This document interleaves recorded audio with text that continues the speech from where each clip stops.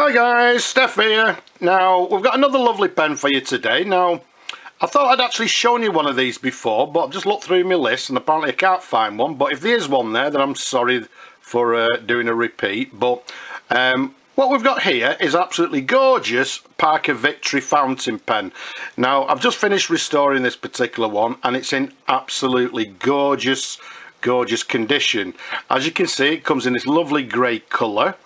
Now the Parker Victory pens, they started from around about 1941 and they went through to, I believe, around about 1960s. Now the earlier version pens had what they termed as the Parker ball clips, and then in the sort of in the middle, if you like, and sorry, the earlier ones and all actually came in lovely different colours, different marbling, etc, etc. Now this particular pen I'm dating between 1948 and 1952. This is the Parker Victory Mark IV. Now, as I say, the earlier versions had a Parker ball clip. Now, as you can see on this particular one, the clip is this sort of streamlined clip to the top. If I just give you a bit of a close-up on it, you can see it's got Parker written down the length of the pen. So at this particular stage, they use this streamlined clip here, and if you notice, while we've got it on the cap there, you notice it's got these two lovely gold-filled cap bands as well. And then after this particular model, a little bit later, they then introduced the Parker Victories with the sort of traditional Parker arrow clips, and then at that point the sort of the later models then had the what we term as the aerometric style filling system. As we'll show you, this one is what we term as a button fill fountain pen, which we'll show you in a moment. Now the size of this pen, from the top of the cap to the bottom of the barrel, it's approximately 131 millimeters capped, around the sort of thickest area of the barrel there, around about, well, it's a nice chunky 12 millimeters in diameter. Now the Parker Victories, in my opinion, are one of the best pens of that particular area. They're actually a no-nonsense, solid made, quality made fountain pens, and if you're looking for a pen that's going to last you and a good quality pen, these are the pens to look out for. They're absolutely superb. As I say, this one we'll show you in a moment is a button filler, but let's just see if we can show you the barrel imprint.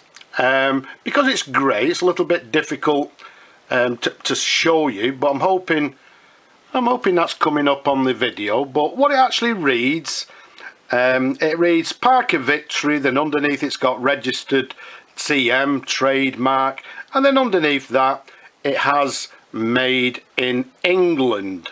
So it's got a nice clear Parker Victory imprint, although like I say, because it's a grey colour, a little bit difficult to see. Now, as we said a little bit earlier, this one's a button filler, which means it's got this blind cap to the end here, which what we do, we simply unscrew, and there you see it's got this aluminium button filler to the bottom of the pen. So we'll show you that working in a moment, but first of all, let's unscrew the cap. Let's do some nice little twirls so you can see the cap and the pen in different angles. As I say, beautiful pen, quality made pens, and very sturdy, very well made pens these are. Now if we take you up to the section there, you'll see on these the section is slightly tapered and it's a slightly short section on these particular pens. If we show you the nib, let's keep it nice and still for you, and what you'll read there, it says Parker. Let's try a different angle for you. It says Parker 14 carat, then underneath pen, and then to the bottom you'll see it's got a letter N. Now for you people that have not seen these pens before, or these nibs, the N simply means New Haven, and New Haven was where the Parker factory was based. So obviously this is a Parker 14 carat gold nib and pen, I would say, made at the New Haven factory. Let's give you a sideways view there.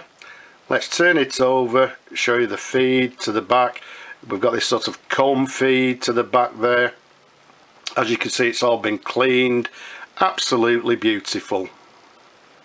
Okay, now although I say it's got a small section to grip, it's a lovely little grip, and to me, I personally think it's a lovely comfortable pen to hold as well. Now, as we said earlier, what we do, we simply unscrew the blind cap. Let's bring some ink in. Now, some people will say, well, how does the pen actually work? Well, how it works is by pressing this button. What it does, it depresses the filler bar inside, which in turn presses against the sack inside. So when you press it, it depresses the sack. When you take your finger off, it opens up again and it draws the ink into the sack. So that's the theory anyway. So let's pop the nib in the ink.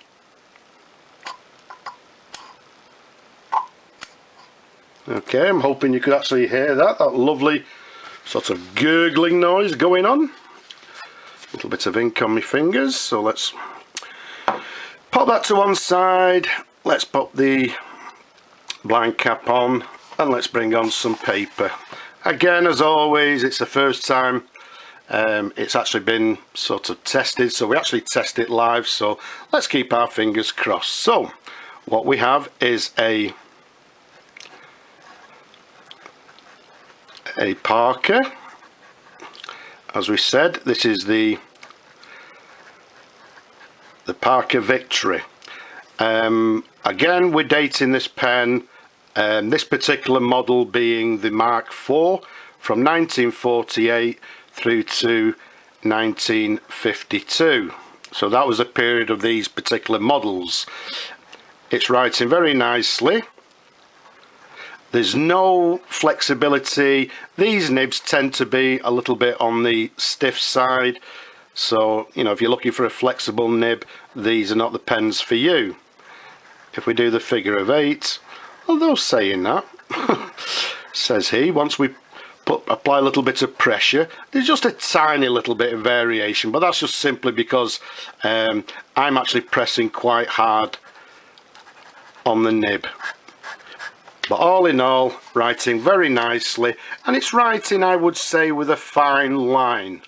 So you can see there, lovely writer, writing with a fine line. And once again, lovely, lovely pens. They're absolutely just a simple, no-nonsense fountain pen. This one, as you can see, in superb condition. Well, as you'd expect, I've fully restored it. Incidentally, these pens, as I say, the early ones, they came in sort of different marbled colours and some lovely colours. The later one being the Mark IV, this one, it came in a black colour, dark green, a dark blue, a burgundy, and as you can see here, this lovely grey colour as well. So all in all, beautiful pen, excellent condition and ready for a new home. So let's see if we can find a new home for it. So I hope you've enjoyed looking at the pen as much as I enjoy showing them to you people out there. Leave a comment below, don't forget, leave a comment. But for now, I'll just simply say bye bye for now.